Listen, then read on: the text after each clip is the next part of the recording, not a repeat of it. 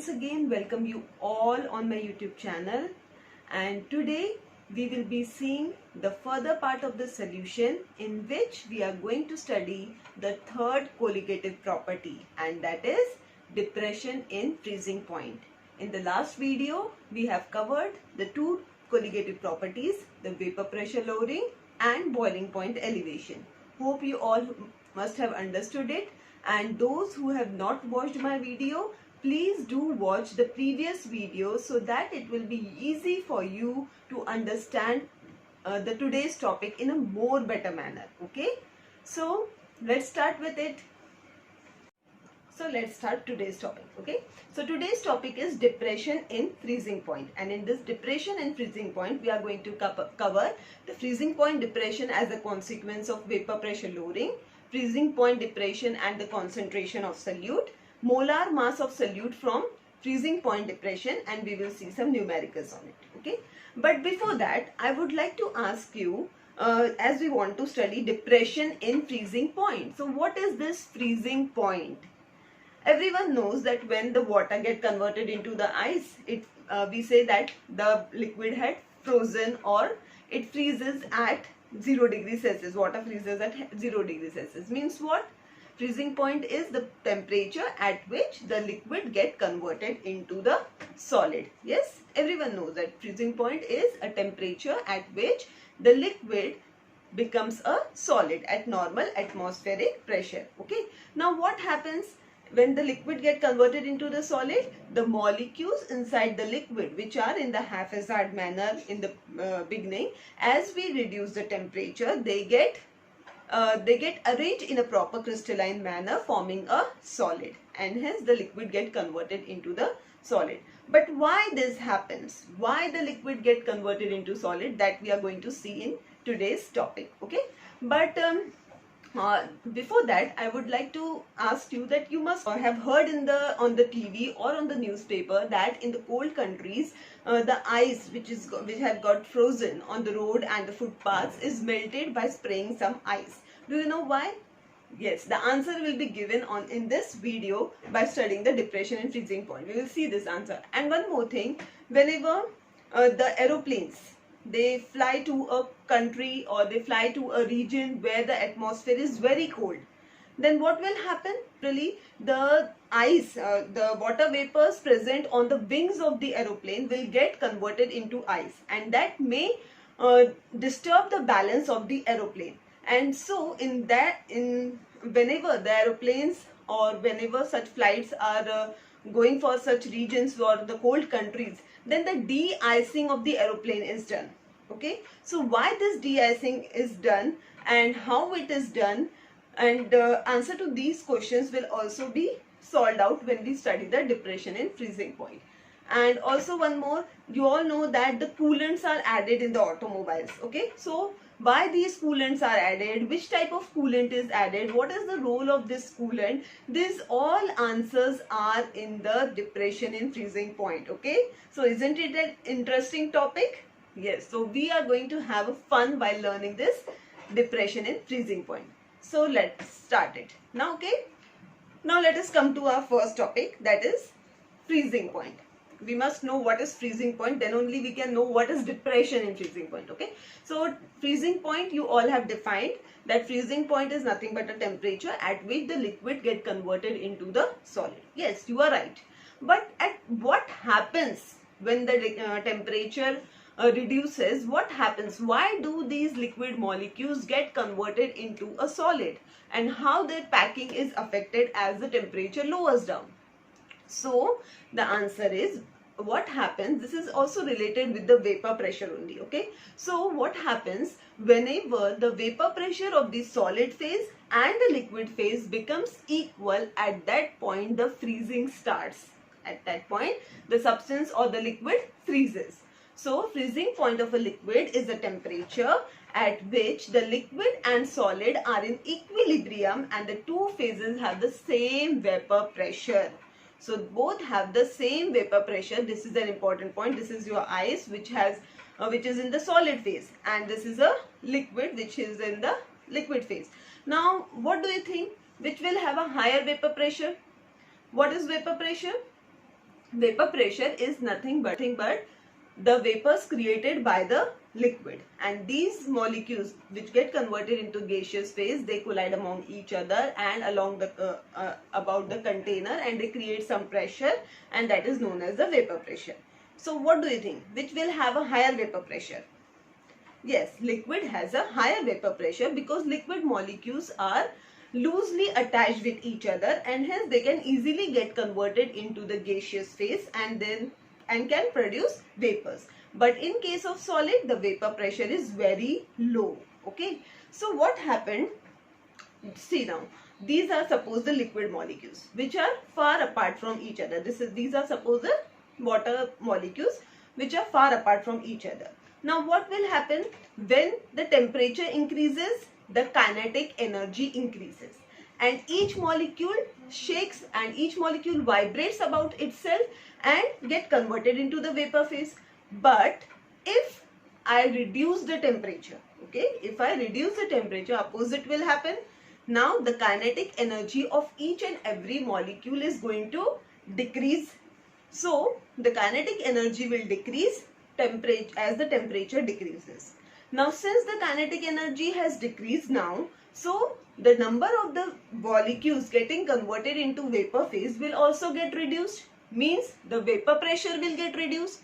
So as the vapor pressure will get reduced and the kinetic energy will get reduced, these molecules will start coming closer to each other. Okay, so these molecules now comes closer to each other and they form a semi-liquid type of structure. Now again, if we reduce the temperature, then what happens? At this point the vapor pressure again goes on decreasing, and when this vapor pressure becomes equal to the vapor pressure of the solid, all the molecules get arranged in a systematic manner and they form a solid. And that temperature, the temperature that we have reduced, so the last temperature at which the liquid has now get converted into the solid, that is called as the freezing point. And for water it is 0 degree Celsius. We all know that for water the temperature is 0 degree Celsius. So as the temperature decreases, kinetic energy of the molecule also decreases, and hence the molecule starts condensing and the vapor pressure goes on decreasing. And when the vapor pressure of the solid phase and the liquid phase becomes equal, then the liquid get converted into solid, and that temperature is called as the freezing point. Okay, have you understood what is freezing point? Okay, so now what is freezing point depression? Let's come to our main topic, that is freezing point depression. You all have understood what is freezing point. Now freezing point depression. Depression means to decrease, means the freezing point will decrease. When this freezing point is going to decrease? When a solute is added, when a non-volatile solute is added to a solvent or to a liquid, to the main solvent, then the freezing point of the solution, now it has become a solution, the liquid plus the solute that you have added. So now the freezing point of this solution will reduce, and that is known as the freezing point depression. Okay, so whenever we add a non-volatile solute to a solvent, the freezing point of the solvent decreases. This is known as freezing point depression. Okay, so this happens. Okay, so here this is a pure water, and at freezing point we have just seen that these molecules get arranged in a proper manner and we get an ice. Okay, but now what happens when we add a solute to it? So this was a pure water. I have added some non-volatile solute to it. Suppose if I have added here salt, so non-volatile solute I am adding. Now what will happen when these molecules, as the temperature will decrease, as the temperature will reach 0 degree Celsius. Now at 0 degree Celsius the liquid had converted into an ice. Okay, but when a solute is added and at 0 degree Celsius, these molecules will come closer to each other and will try to get converted into the ice, but the solute molecules will not allow them to do so easily. Okay, these solute molecules will be a barrier in getting converted into a proper crystalline form, and therefore again a more lower temperature is needed to get converted from this liquid form to the solid form, and therefore the freezing point is now now in this case here the freezing point is 0 degrees Celsius, but at 0 degrees Celsius we have just got the slush. This is the slush. So at 0 degrees Celsius we got a slush, and if we again reduce the temperature, means we go up to -2 degrees Celsius, at that point the water will now get converted into the ice, and this is known as depression in the lowering point. Whenever we add a solute, the freezing point decreases, and this is depression in the freezing point. Okay.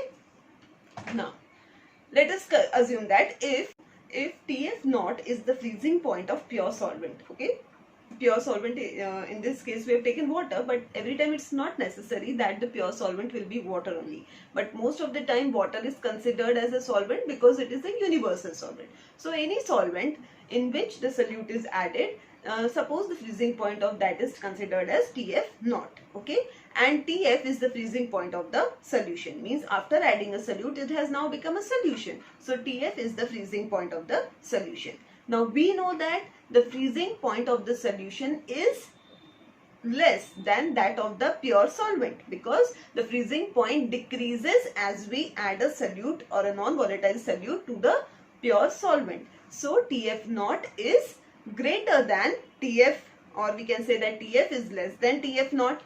Now if I found out the difference between the two, means TF dot naught minus TF, then I will get the how much amount of depression in freezing point has taken place, or how much amount of freezing point has been reduced. So TF will be equals to which can be called as delta TF. So delta TF is TF naught minus TF. So this difference is called as the freezing point depression. Okay. Now let's understand the freezing point depression as a consequence of the vapor pressure lowering. Okay. So now let's relate the freezing point depression as a consequence of vapor pressure lowering. Okay. So when I'm saying freezing point depression as a consequence of vapor pressure lowering means what? I have to compare the freezing point depression with vapor pressure lowering. Okay, so in order to compare it, I have plotted a graph of vapor pressure versus the temperature. Okay, now here I have taken the solvent which is in the frozen state, which is again in the liquid state, and when we add a solute to it. So when we are taking the three conditions, we will get the three curve on the graph. Okay, so this first curve AB is for the frozen state of the solvent. This curve BD is for the liquid state of this solvent, and when we add a solute to it, we get a third type of the curve, and that is this for the solution. Okay, now if we observe this graph, then we can say that now when a solvent is in the frozen state, okay, means when it is in the liquid state, so the vapor pressure is very low, and this vapor pressure goes on increasing with the increase in the temperature. Okay. Now, if I consider this CD curve, which is for the liquid solvent, again, when the vapor pressure is low, when the temperature is low, vapor pressure is low, and as the temperature goes on increasing, the vapor pressure also goes on increasing. Now, if I compare these two curves, AB and CD, then I can say that these two curves intersect each other at the point P. Means what? At this point P, the vapor pressure for the frozen state and the liquid state has become equal. Means here at this point B, the liquid and the solid have the same vapor pressure. Means this is the freezing point of the pure solvent. And let me consider this temperature as TF naught. I'm denoting this temperature as TF naught. Okay. Now let me draw a curve for the solution. Now we know that again for the solution, when we add a solute, the vapor pressure lowers down. So this is the lowest vapor pressure, and it goes on increasing with the increase of the temperature. Now if I compare this curve with the curve AB, then again these two curves intersect at the point E. Means what? Here also at this point E, what is happening? The vapor pressure of the pure solvent and frozen solvent and that of the solution becomes equal. Okay, so this point is the freezing point for the solution. Okay, so if I draw a perpendicular over the temperature line, then over the x-axis, then I get the temperature or the freezing point for the solution. And let me consider it as TF. So we can see from this that as the solute is added, the temperature or the freezing point goes on decreasing. And this difference between the freezing point of the pure solvent and that of the solution is nothing but the freezing point depression, which is denoted by delta T. Okay. So this is the point B where the solid and the liquid have the same vapor pressure, and here at the point E, solid and solutions have the same vapor pressure. And also it is observed that TF is less than TF naught, means the freezing point of a solution decreases on adding a non-volatile solute to it. Okay. Now let us relate this with the let us find out the concentration of the solute using freezing point depression. Okay. Similar in the same manner as in the boiling point elevation, in this case also many scientists have studied the freezing point and have related it with the concentration of the solute that we are adding, how much amount of solute we are adding. So this depression in freezing point depends upon the quantity of the solute that we are adding, means it depends upon the concentration. How? More the concentration, more will be the depression in the freezing point. So it says that the delta TF is directly proportional to the molality. Again here molality. Delta TF is directly proportional to molality, means it is directly proportional to the concentration of the solute. Now concentration of solute in this case is expressed in molality, and we know that molality is number of moles of solute present per kg of solvent. So delta TF is directly proportional to the number of solute present in 1 kg of solvent, means it depends only on the number of the solute particles, and hence it is a colligative property, because we know, we have already studied that colligative property are those properties which depend only on the number of solute particles and not on their nature. Means it doesn't matter what type of solute you are adding, but how much amount of solute you are adding, that affects the different colligative properties. So here we can, if it is asked in your exam that prove that freezing point depression is a colligative property, so just you have to express this, that delta TF is directly proportional to M, and where M is nothing but molality, which is given as number of moles of solute present in per kg of solvent, and hence the depression in freezing point is directly dependent upon the number of solute particles, and therefore it is a colligative property. Okay. Now let us remove this proportionality sign. If I want to remove the proportionality sign, I have to keep some constant. So delta TF is equals to Kf into M, where Kf is the proportionality constant, which is called as the freezing point depression constant or cryoscopic constant. Remember this word, because mostly cryoscopic constant is generally used to denote this Kf. So it is called as cryoscopic constant. And do you remember what is the constant called for the boiling point elevation? Yes, ebullioscopic. Boiling point elevation constant is ebullioscopic constant, and freezing point depression constant is cryoscopic constant. So this delta TF is equals to Kf into M. Okay. Now if this molality, if the molality of the solution is 1, then delta TF, means the change in the depression or the change in the freezing point, will be equals to Kf, and therefore cryoscopic constant will become the freezing point depression produced by 1 molar solution. Now let us derive the unit for Kf. From this equation we can say that Kf is equals to delta TF upon M. So delta TF upon M, and TF is the freezing point, that is nothing but the temperature which is taken as which is either taken in Kelvin or in degrees Celsius. So Kelvin upon molality is moles per kg. So mole per kg. Therefore the unit becomes Kelvin kg per mole or degrees Celsius kg per mole. Okay.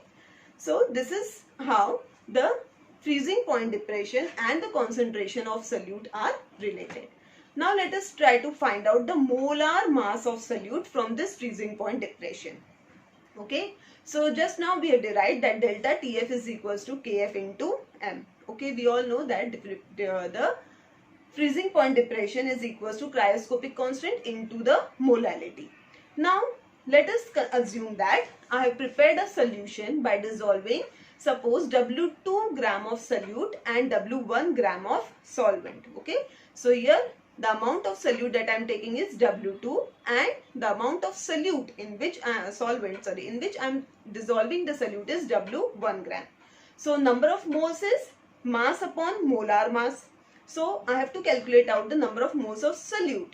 So the mass of solute is W2 gram. So it will become W2 upon molar mass. Let me denote it by M, capital M2. So W2 upon M2. So where M2 is the molar mass of solute. Now we know that in this case the mass of the solvent is given as W1 gram. And since this molality expression says that it is the number of moles of solute present in 1 kg of solvent. So I have to convert this since I have taken this in gram, I have to convert it into kg. And in order to convert it into kg, I will divide it by 1000. So W1 upon 1000 kg. Now it becomes kg. Let's substitute it. Now we know that molality is M is equals to moles of solute upon the mass of solvent in kg. Moles of solute, just now we have derived the moles of solute is W2 upon M2. So let's keep this in W2 upon M2 upon mass of solvent in kg. So W1 upon 1000 kg. So this becomes, if I want to solve such equation, just invert the denominator. Okay, so by inverting the denominator, I get W2 upon M2 into 1000 upon W1. Therefore, small m will become 1000 into W2 upon M2 into W1 moles per kg. Okay, so this is the small m. Now let us substitute this value of m in delta TF is equals to KF into m. So we get the expression as delta TF is equals to KF into 1000 into W2 upon M2 into W1. And therefore, since I have to calculate out the molar mass of the solute, so I have to keep this M2 term on left hand side and rest on the right hand side. So I'll keep this M2, I will take this M2 on the left hand side. So this delta TF will come in the denominator and we get the expression M2 as 1000 into KF into W2 upon delta TF into W1. So this is nothing but the molar mass of solute using depression in freezing point. Okay, have you understood? It is same as that we have seen in the boiling point elevation, and you don't have to remember so much. You just have to remember that delta TF is directly proportional to small m and delta TF is equals to KF into m, where KF is called as cryoscopic constant. Okay, then afterwards you can easily derive this equation by your own, because you know what are number of moles, how to calculate number of moles. Just keep the number of moles, then the mass of solvent in kg, means keeping the value of the small m, you can easily find out delta TF, and from that delta TF we will take out the molar mass of the solute. So if you should remember these formulas, what are molarity, what is molality. If you know all this, then you can easily derive your own expressions. Okay, now let us solve a numerical on it. So 1.202 gram of urea when dissolved in 98.5 gram of certain solvent decreases its freezing point by 0.211 Kelvin. 1.609 gram of unknown compound when dissolved in 86 gram of same solvent depresses the freezing point by 0.34 Kelvin. Calculate the molar mass of compound, and molar mass of urea is 60 gram per mole. Okay, so whenever you are doing a numerical, first read the numerical once, then again read the numerical step by step and write down the given data. So, okay, so let us do in that manner.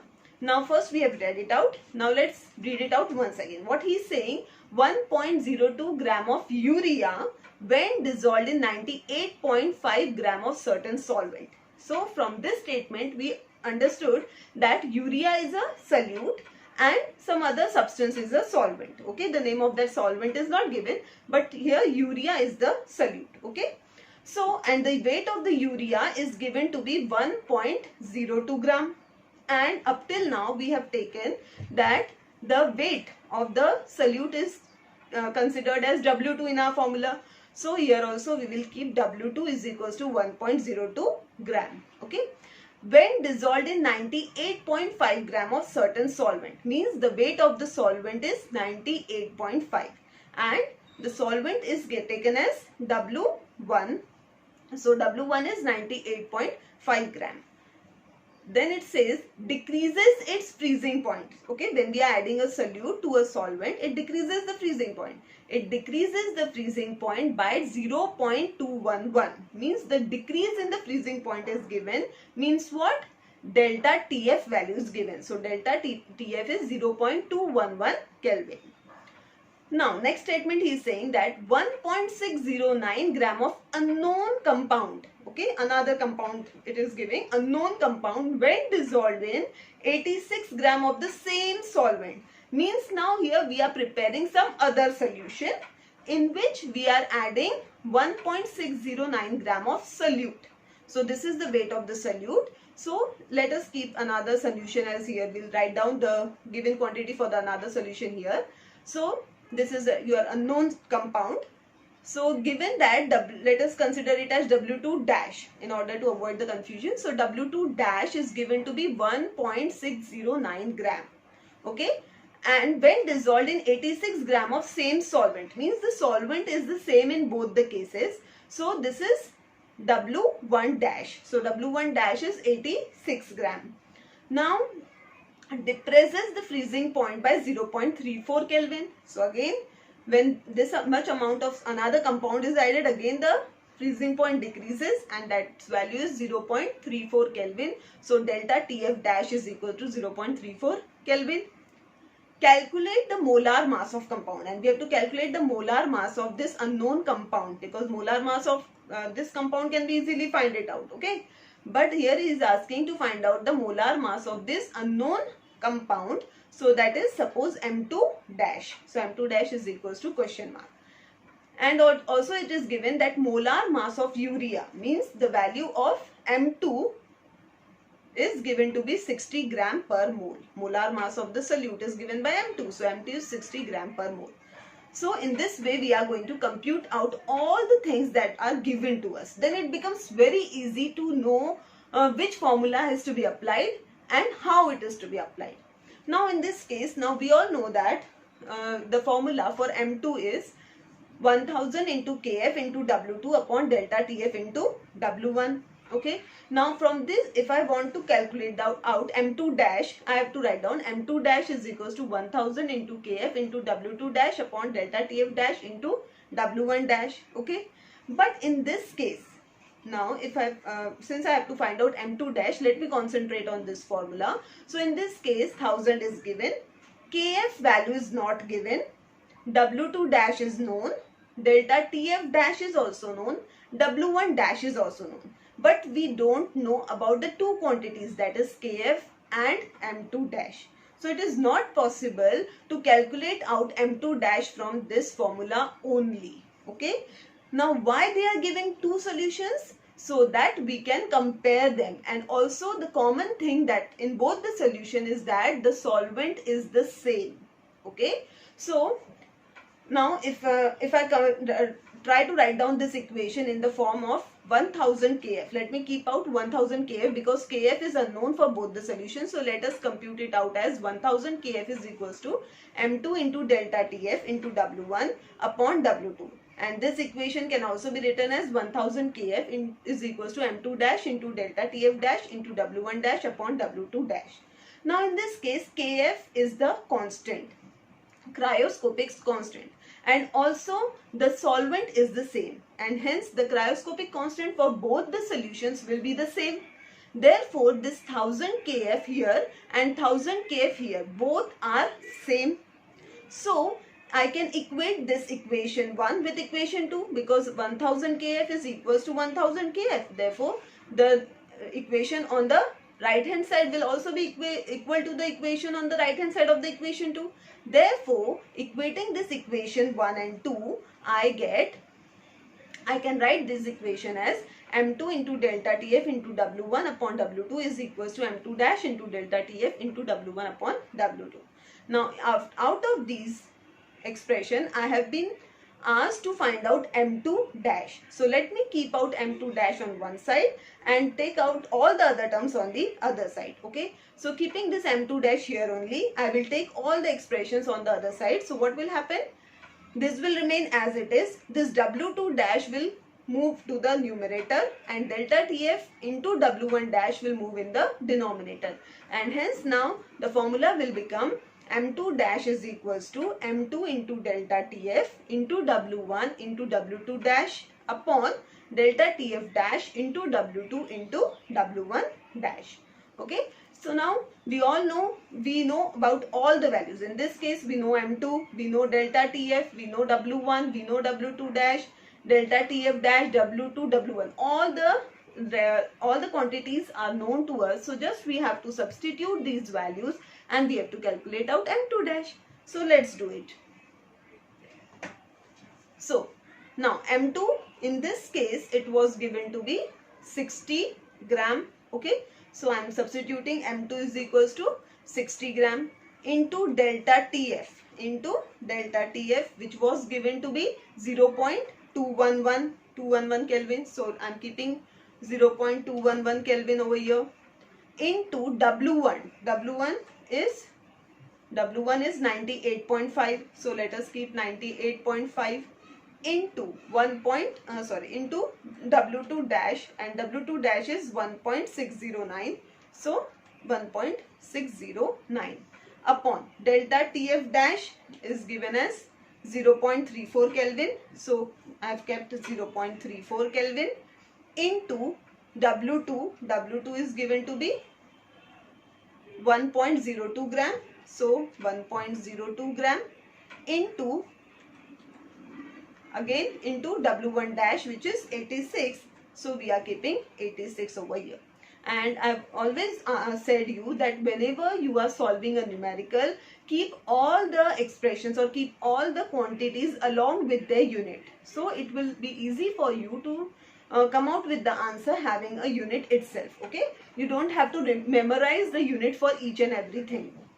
So just now m2 is in 60 gram per mole into 2.11 Kelvin into 98.5 gram into 1.609 upon 0.34 Kelvin into 1.02 into 86 grams. Okay. So now this Kelvin and this Kelvin, they will get cancelled. Gram will get cancelled. This gram and this gram will get cancelled. So you have to just multiply out 60 into 0.211 into 98.5 gram per mole. So the numerator comes out to be 2006.43 upon, if I multiply the denominator term, that is 0.34 into 1.02 into 86, I get 29.82. And if I divide these two, then I get 67.28 gram per mole. So this is the value of the molar mass of the solute of the unknown compound. Okay, of the unknown solute. So in this way you can solve any numerical. Just you should be able to compute out what is given and what is asked. Once you are able to compute out what is given, you can easily memorize which formula you have to apply over there and how you have to solve it. So do practice the numericals, because practicing only makes the man perfect. Okay. So in this case practice needs a lot, because there are not much formula in this chapter, but most of the times numericals are only asked on this chapter. Okay. So practice as much as numericals you can, and you have any query, you face any difficulty, I am there. Okay. So this is how we find out the molar mass. Now before starting this video, I have asked you some questions. So you must have all got that answer now in your mind, that why the salt is spread in the frozen area over the footpaths and the road. Have you got the answer? Yes. Why? Because this salt this salt, what does it does? The salt decreases the freezing point, and hence it will help to melt the ice over the roads. What happened now at suppose any area is having, suppose its temperature at -2 degrees Celsius. Okay, so what will happen when we spray a salt over there? What will happen, as the temperature will reach 0 degree, the water on the road or the footpath will not get convert into the ice at that point. Okay, so it will need -2 to -3 degrees Celsius to get converted into ice. And also, if the ice is present over there already, then by spraying the salt, what will happen? Now its freezing point is not 0 degrees Celsius, but it has become -2 to -3 degrees Celsius. Therefore, the ice will start melting, and hence in colder countries, ice frozen on the road and footpath is melted by spraying salt. Okay. Also, I have asked you about why the de-icing of aeroplanes is done in cold countries. Okay. Now, first of all, let me tell you what is used while doing the de-icing.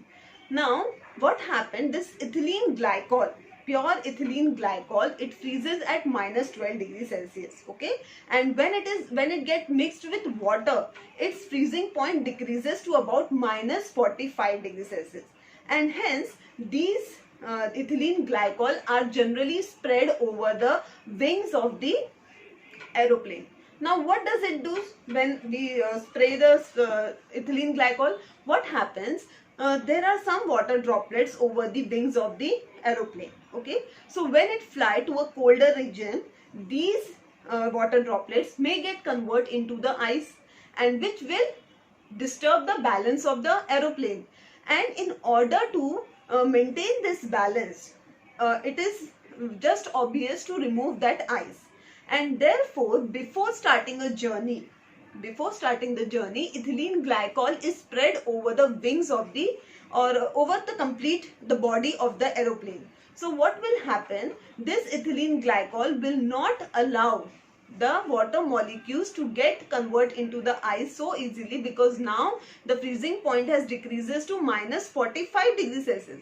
So until and unless the temperature of the atmosphere goes down to -45 degrees Celsius, there will be no ice on the aeroplanes.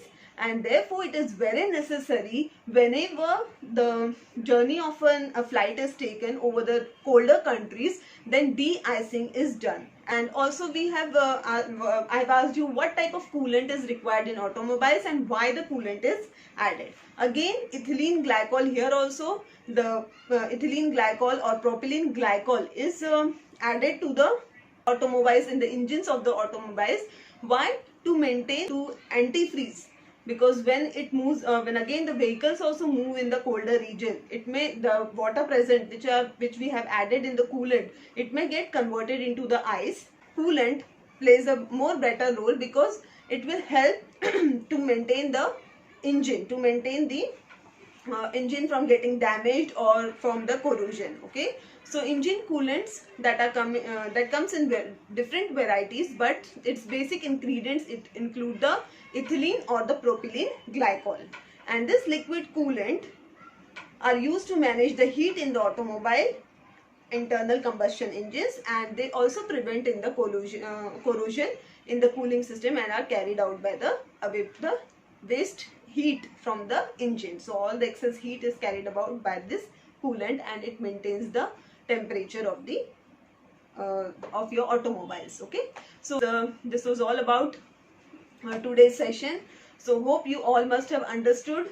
It's very easy, freezing point depression. You just have to correlate it with the boiling point elevation, and if you have understood the vapor pressure, then you can very easily understand this topic also. Okay, so again, still if you have any query, you may ask me in my comment box, and in the next session we will move to our fourth colligative property, that is the last colligative property, which is osmotic pressure, which is again a very interesting topic. Okay, so don't forget to move that to watch that video also. Till then, bye bye, thank you.